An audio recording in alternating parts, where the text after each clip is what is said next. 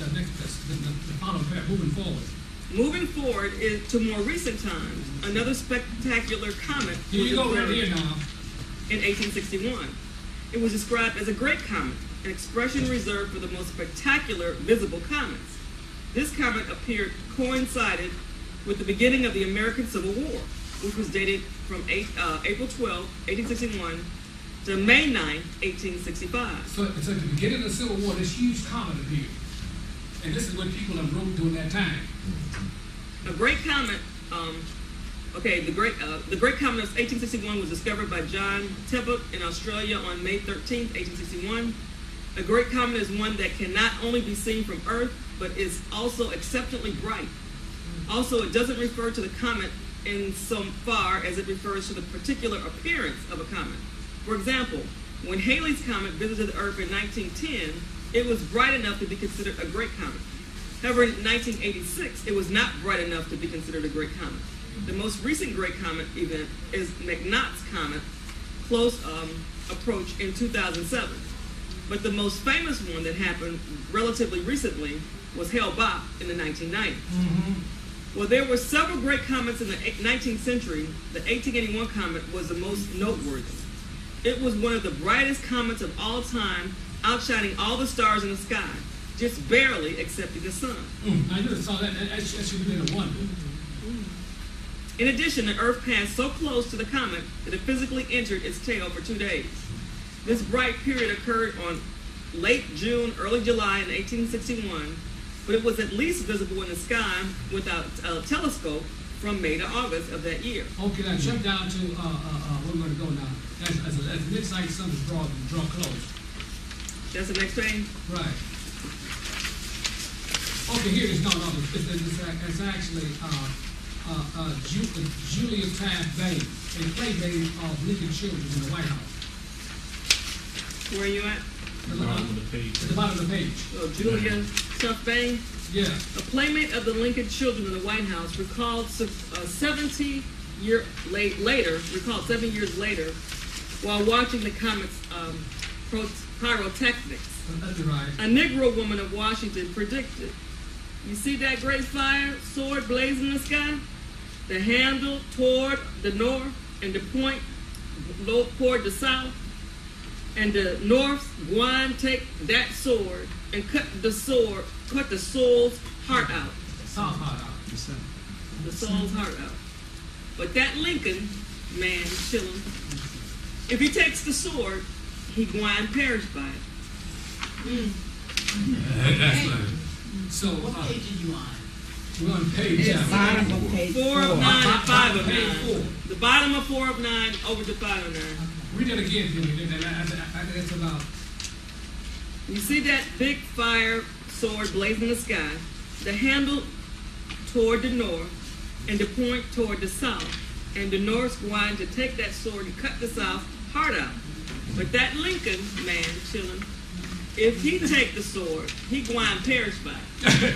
She told us. That's on page 4 at the bottom there. At the very bottom there. The last paragraph, last 2 sentences. You see the last 4 paragraphs, last 4 sentences there. You see that? On page 4 at the bottom there. 4 of 9 and 5 of 9. It's a picture with the man, the comet with the hair in it. You don't have the. We don't have 4. Harbinger? 4, 5, and 9. Are you on the Harbinger? Everybody don't have them. Everybody didn't have the Harbinger. Yeah, some pages were missing. Okay, something. On the other side. You got it. Probably on the side. You got it right here. This right here. Okay. While y'all getting down.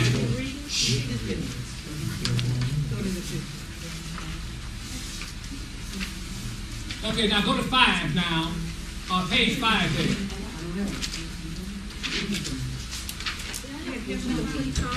Yeah.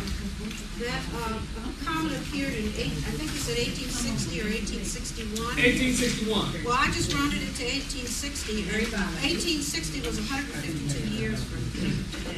Now. Okay. So that's 3 Pentecost. That's 3 Pentecost. Right. Where'd you want on page 5? Okay, on page 5, go down. It says spectacular heavenly show this year. That's at the bottom. spectacular heavenly show expected this year. Comet ISon to pass through asteroid belt, sidestep Mars. Later this year, Comet ISon will pass through the asteroid belt, enter the inner solar system, and sidestep Mars on its way past Earth, putting on what scientists expect will be a spectacular heavenly show that is not to be missed. Astronomers are calling it the comet of the century. Comets offer one of the most spectacular celestial scenes the unaided human eye can see. By November or December, ISon is expected to be brighter than a full moon. Some believe it will be up to 15 times brighter. While ISon will prove to be brighter than any other comet of the last century, this trip may also be its swan song, as it's projected to, and its flight in a fiery death in the sun. Coming to make so you got we see the similarities now that we just pointed together that we have there. So read that Revelation. I mean that Matthew again there. Anyway, it says about brother against brother. No, the great science. Luke 21. What you call there? Luke 21, 25, and 26. And then we're going to go and show you the correlations between Lincoln. These are some of the correlations. I didn't bring them out. I'll print them out next week. And you can see the correlations between the two. And the two eras of time. We're really, let me say this. Currently, we're 150 years since the Emancipation Proclamation. 150 years. And that's a very important number because it's 150 years. So you're 100 since the Emancipation Proclamation. They had it, they said it real quick. We're 150 years, which is 50 times what? 3. And the Messiah was in his ministry at AD 33. AD 30. And he spent 3 June 6s in the flesh. So 3 times, each June 6 represents Pentecost, 50. So 3 times 50 is what? 150. Now the fourth Pentecost was the fourth Pentecost. The fourth June 6 was the outpouring of the what? Holy Spirit. That's the outpouring of the Holy Spirit. Now, this leads me here. If you understand this principle easily, and as the founder said it in the migratory tract, now this is, let me do it this way.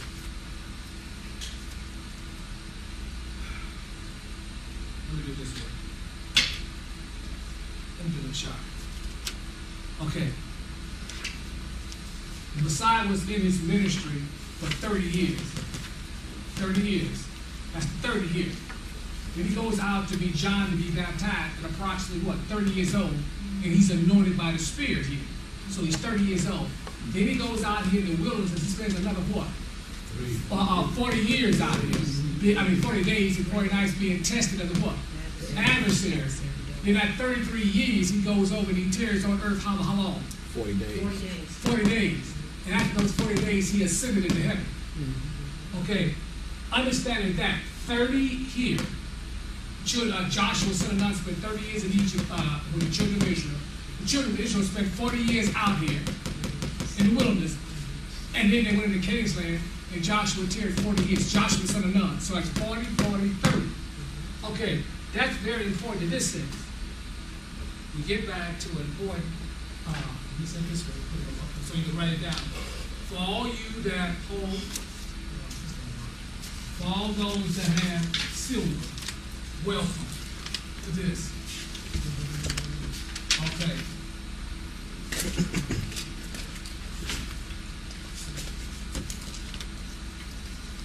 Those markers working? Okay.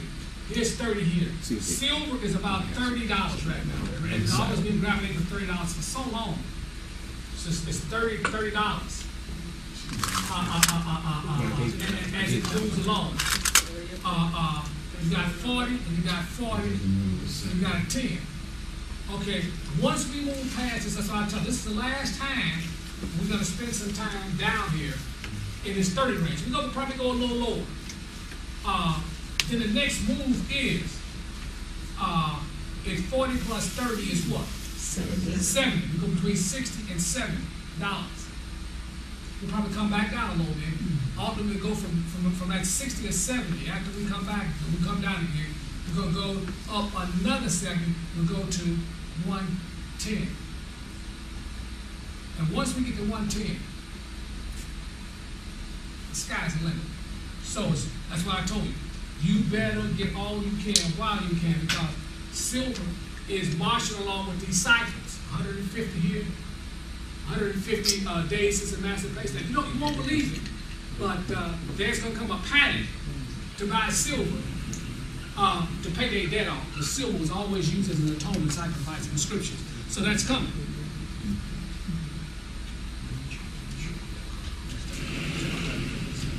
Okay, so now,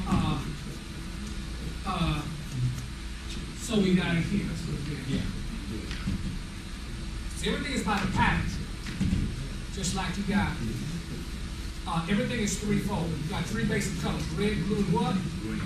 Red, blue, and green. You get three basic colors. So everything is threefold. So here we got silver at 30. So it's been hovering around $30. Say, then 40. Actually, we're going to wind up going. We got to 50. We came back down to 26. Actually, eventually, we're going to go between $50 and $60. We're going to come back down a little bit. Then when we come back up, we'll cross this veil here. See, the next move is another 40, which would be another 40, which would be 100 or 110, 100 or 110. Then we may come back down again. Then when we come back up, the sky's the limit. We won't see. All we'll see is 3-digit silver.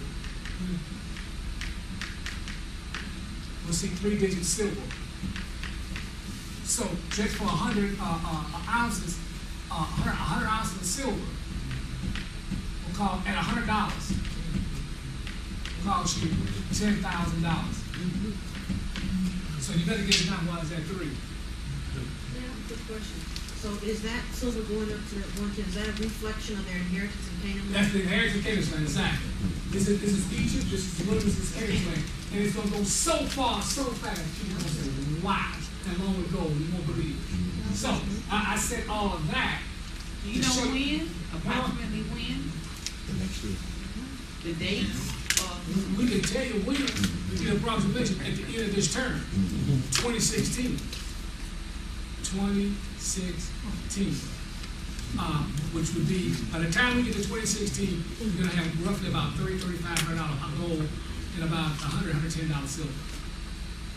Somewhere in that range. And it may even be higher, depending on how crazy. And I'll show you how it's all tied in the coming lectures. It's all tied in with Obama. And this old thing, because what Obama did, what Lincoln did to finance the Civil War, I talked about this at the business meeting, the financial resource. What Lincoln did prior to Lincoln, there was never ever a period where you had paper money issued without attached to some type of coin. Lincoln, to finance the Civil War, when he declared war, he only had $22,000 in the treasury. I'm going to print all this stuff out next week and give it to you. They were dead broke. So he went to the Rothchilds and asked them, could he finance the war against the South? They said, sure he can. It's 36% interest. And if you like, you do what we tell you, it's 24. Lincoln said he's not. So what happened, he had a Secretary of Treasury. His name was Solomon Chase. Solomon Chase.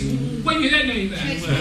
That's right. That's exactly right. Solomon Chase. He told him, said, listen, all you got to do is issue some greenbacks. And the greenbacks would issue, but they had no what? No gold or no silver. They wouldn't back by anything. But at the same time, you had silver and gold where? In circulation. So this paper currency would vary in price. Sometimes it'd be low as